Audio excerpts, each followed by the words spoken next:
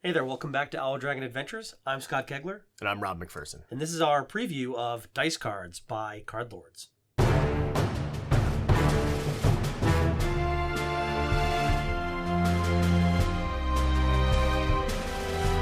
This is Dice Cards. It is a game that is coming to retail next month, mid-March. So if you're seeing this video, it's in March, or it may already be out. This was a game from CardLords. They requested us to do a reaction preview of the game, check it out, and just give our thoughts. It is a roll and write game with 50 cards in the deck that you would shuffle up for the players and hand out 6 cards to each player. Yep. What's neat about this is, yes, it's a roll and write, so pretty simple. You're rolling 2 dice, and everyone's applying the either one or both of the dice as a value. But each card has its own unique setup of rules. Some have like a polyomino game you're doing in them. There are some where you're connecting the dots, playing the game of solitaire. Yep. Essentially. There's 25 different little mini games. Right. You're 2 playing versions of in each. here. Right.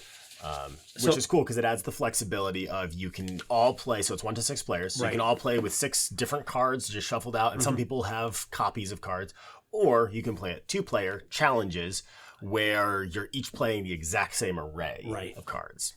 So it's very interesting because like we all had our own unique experience at the table with it, where whereas in a lot of roll and writes, you're getting one set of rolls, but you all mostly have the same game you're playing. Yeah. Whether or not you're approaching the puzzle or the journey on the playing space differently, you could be doing entirely different things. Yes, you're still taking a number and applying. Like everyone's using the 5, or there's 2 5s, 10s, but also one of the cards I had in my game was doubles. So if anybody was rolling doubles, that was a unique thing that I could use to score out one of my cards.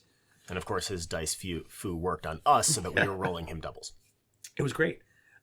So you continue that for 50 rolls in the game. Yep.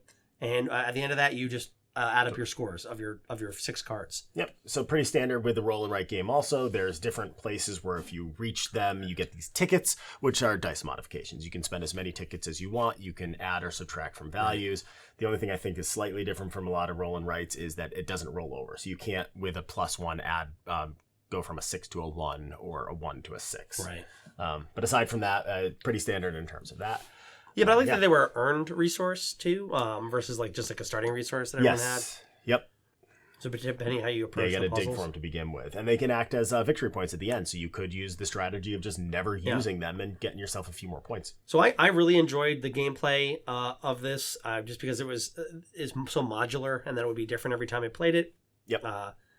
I thought that it was very accessible as a game. Like I didn't have any difficulty. I mean, I've also played a lot of roll and writes, and but the cards were all pretty self-explanatory once you looked at them. Like understanding the core rules of how the dice are rolled, how you can use them. It was pretty easy to just jump into our separate cards, because we all had very different. I think we all played a different.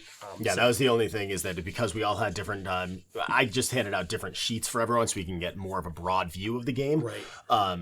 So it was all right, take your sheet. Now everyone read. Yeah. And you just read your own sheet and see which card does which. So, but I mean, that's nothing. It's a really, really clever way of doing that and spreading it out, but very easy. There was none of my cards that I just didn't understand how they would play. I really liked the design of all of them. They were pretty easy to follow on the cards. I thought they had fun with just the types of mini games on each of these cards they could be playing with. I don't think we played with this sheet because I don't remember the mountain climb. That's kind of fun. Yeah.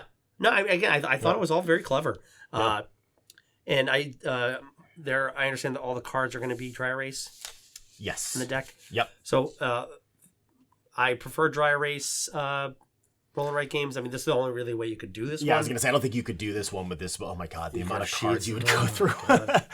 But no, I liked all of that. And the retail of the game is coming in at, I think it's $24.99. Yes. Yep. So from a value side, I think you're going to get a lot of value out of it. This is a great introductory roll and write type game for somebody to play. But I think for somebody like me, who does not normally like roll and write games, I thought this really stood out and was fun. Yeah. That says a lot because I really don't like roll and write games. He really doesn't. I have tried. And there's a few, and I have some standouts, but this is a standout for me. I enjoyed it. Yep. Maybe it's just the modular nature of it was enough to keep me intrigued. I would play this one again and again.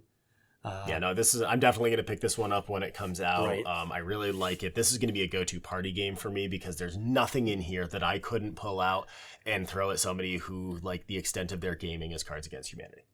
Right, that's the thing about it. And that's the appeal of roll and writes, right? They can kind of scale very casual, or go like Hadrian's Wall and go very heavy, or not heavy, my favorite but spreadsheet heavier.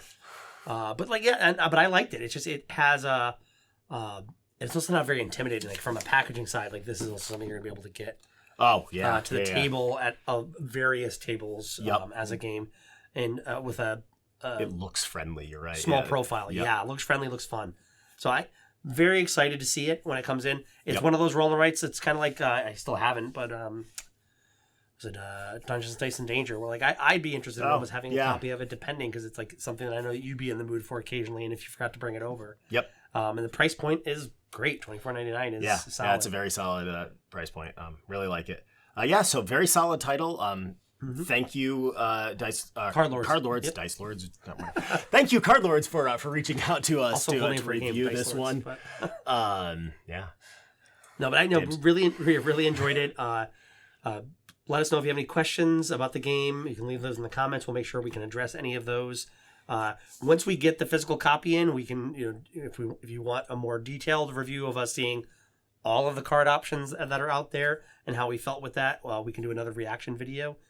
Keep an eye on our shorts here and everything. I'll definitely do an unboxing as soon as I get it to show all that stuff. We can do like a full review and actually score it and everything like that once we've actually played the full game. Yeah, no, I think it's a really, really solid entry into the roll and write world. I think you're going to find a really solid niche here, and if you like roll and writes, this is definitely a must-have for your shelf. Awesome. All right, with that, we wish you good luck with all of your future board game adventures. And thank you for joining us on ours.